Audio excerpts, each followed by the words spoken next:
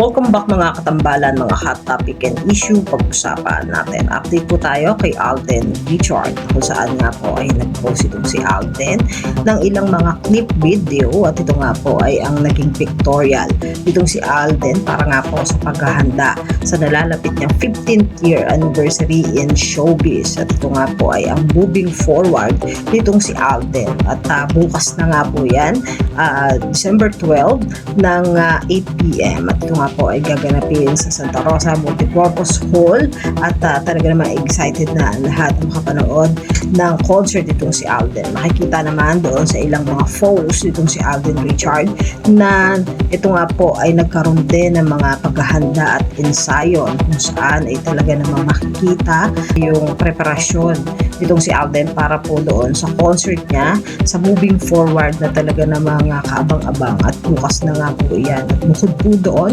sa ilang mga activity pa nga ni Alden bago pa man ang magaganap na selebrasyon ng kanyang concert at nagbigay din si Alden ng blessing sa tahanang walang hagdan at sa pau na kung saan makikita nga doon sa ilang mga posts itong si Alden yung naging selebrasyon niya ng kanyang 15th years at isa pa nga po ay yung mga photo nitong si Alden na talaga namang ready na sa magaganap na concert niya bukas para sa moving forward.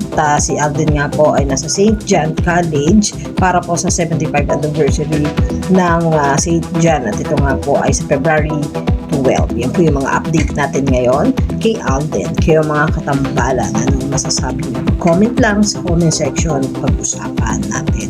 Yan ang mga hot topic and issue dito lamang sa Tambalang JK.